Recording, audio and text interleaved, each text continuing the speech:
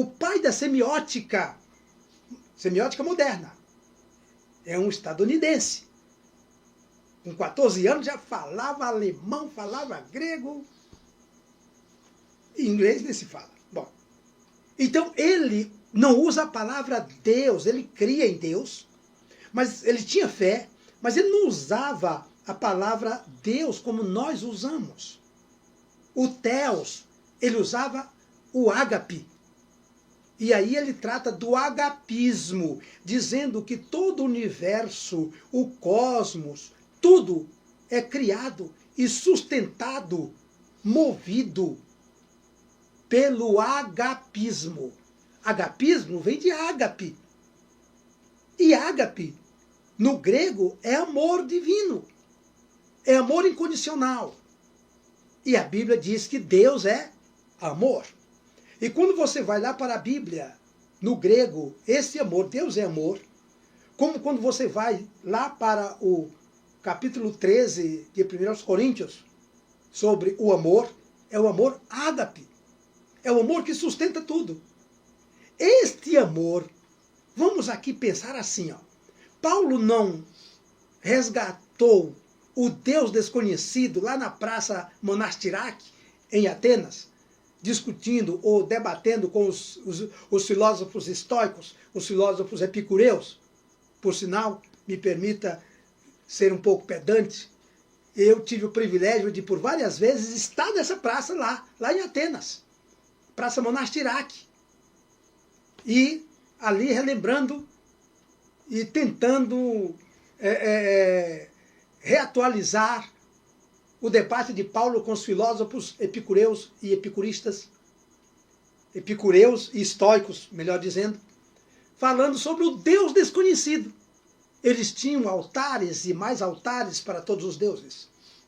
E com medo de repente, deixar um Deus de fora, e esse Deus, de repente, chegar e dizer, ó, puxa vida, vocês não deixaram aqui, não criaram um altar para mim, então vocês vão agora saber o que é bom. Vocês vão saber. E não queriam ser castigados. Então eles eram democratas, ultrademocratas, democracia ampla, geral e irrestrita, criaram um altar para um Deus desconhecido.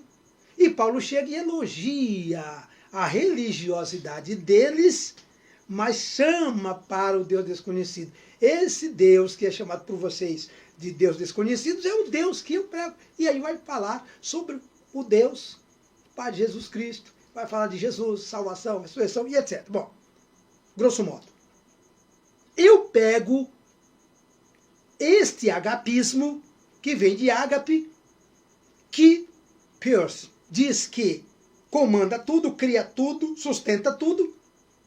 Então, quem é esse ágape que sustenta tudo?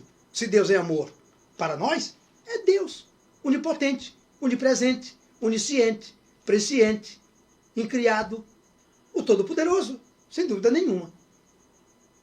Então, este agapismo já estabeleceu essa estrutura que deve ser obedecida.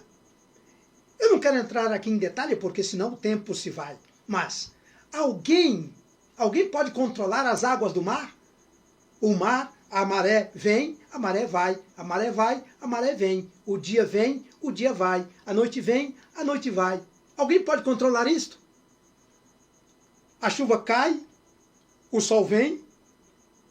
Se um grão de feijão, ou arroz, ou milho, ou trigo, se cair na terra, se a terra for úmida, automaticamente ele vai germinar e vai ali nascer uma torceira de arroz, um pé de arroz, de milho, de feijão, de trigo. Lembra a metáfora, perdão. A metáfora que Jesus usou do grão de trigo. Se o grão de trigo cair na terra, não morrer, fica ele só, mas se morrer, dá muitos frutos. Ou seja, se ele germinar, falando sobre a sua própria vida, a sua própria missão. A natureza já fez isto.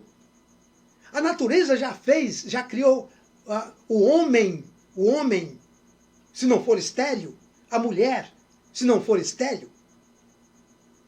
Os dois que o Senhor criou, dizendo, sejam fecundos, multipliquem, aumentem, dominem os peixes do mar, as aves dos céus e os animais que rastejam sobre a terra. Mas voltando aqui para a fecundidade.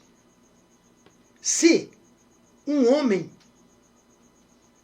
fecundo, a mulher fecunda, se eles tiverem conjunção carnal no dia que a mulher estiver fértil, automaticamente ela vai engravidar-se. Ela tornar-se-á grávida. Independentemente de quaisquer outras coisas. Ainda que não seja a vontade dela, ainda que não seja a vontade dele. Por quê? Porque a natureza fez assim. A natureza fez assim. Então é uma obediência ontológica. Quando você sente necessidade de 4 a 8 vezes por dia de ir fazer a micção no gabinete mictorial, não é porque você queira ir. É porque o próprio organismo exige e você tem que obedecer. E você tem que ir, ou todos os dias, ou pelo menos dia sim, dia não. Mas se você é normal, se o seu metabolismo funcionar normalmente, você tem que evacuar. Às vezes até 3 vezes por dia. Por quê? Porque isso é normal. Não é que você queira. E quando vêm os sintomas e os sinais, você, ainda que em determinadas circunstâncias segure um pouquinho, não pode segurar muito, porque o seu corpo será prejudicial. Se você não se alimentar e se você não beber água, com 5 dias sem beber água, você pode ter um infarto. Uma pessoa normal, com 30 dias sem beber água e sem comer, 30, 40 dias, estará morta. Por que isso? Porque existe uma estrutura natural, estabelecida, que você deve obedecer, que eu devo obedecer. Caso contrário, é problema. Agora,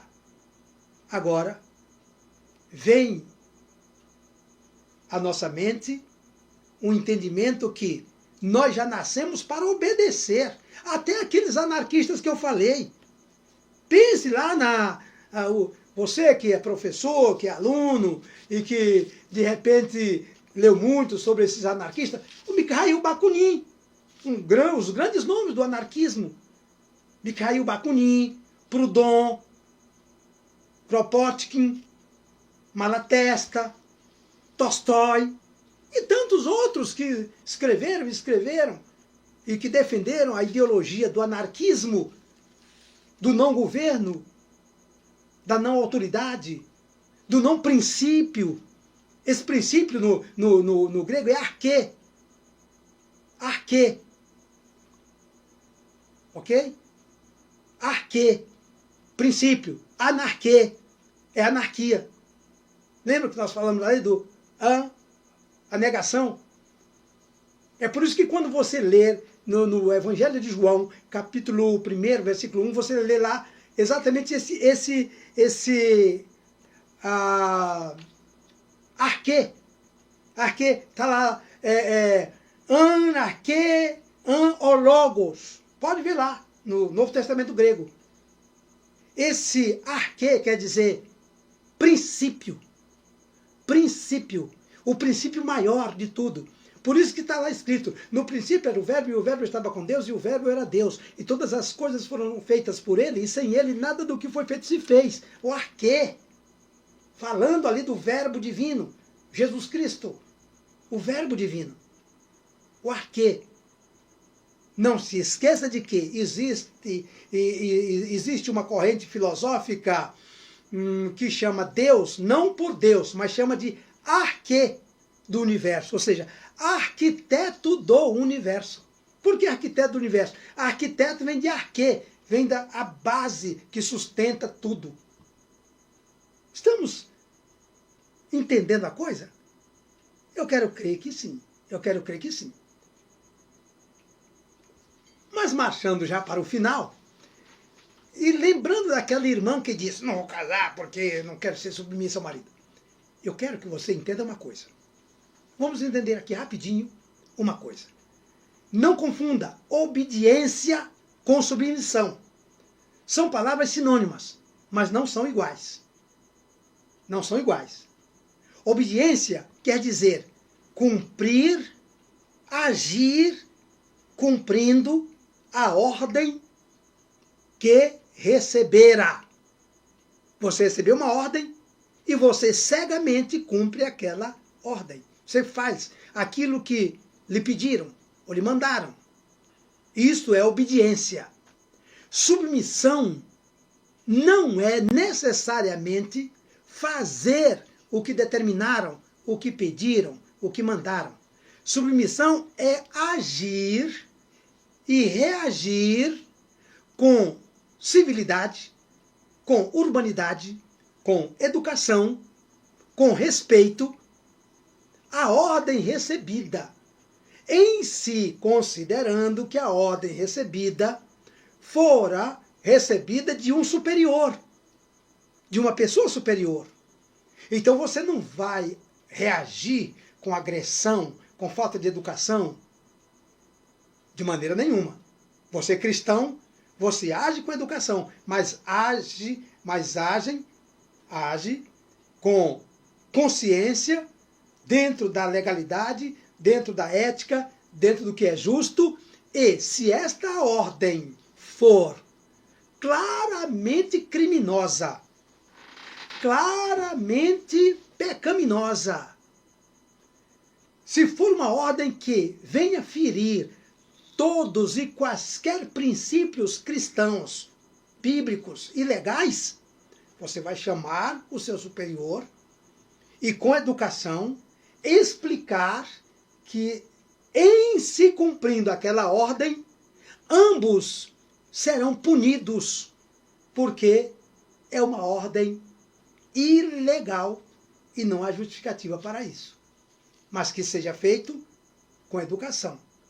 Então deu para entender aqui? A submissão é agir com educação, com respeito, fazendo, cumprindo ou não o que fora determinado. A obediência é simplesmente fechar os olhos e fazer. Ah, foi ele que mandou, foi o superior que mandou, foi o meu chefe que mandou, foi o diretor que mandou, então eu vou fazer. O problema é dele. Cuidado. Pense bem e entenda bem o que quer dizer obediência e o que quer dizer submissão. Há coisas que alguém lhe manda fazer e que você não pode fazer. E aí você tem que agir e reagir com educação e explicar. Fora disso aí, se eu quero crescer, eu tenho que obedecer. Obedecer tanto às leis estruturais da natureza, as leis já estabelecidas, as quais eu não posso mudar, e também obedecer às leis dos homens, as leis constitucionais extraordinárias, ordinárias, os decretos, as resoluções, as portarias, os estatutos, os regimentos, e assim por diante. E em assim fazendo, e em assim obedecendo, o cristão trilha para o crescimento, sempre para o melhor. Por isso que Paulo disse que aquele que trabalha, o servo, deve trabalhar com amor, com alegria, como se estivesse trabalhando para o Senhor. E o patrão, o Senhor, deve tratar o seu servo como irmão, sem ameaça, porque ambos são do Senhor. Estamos entendidos?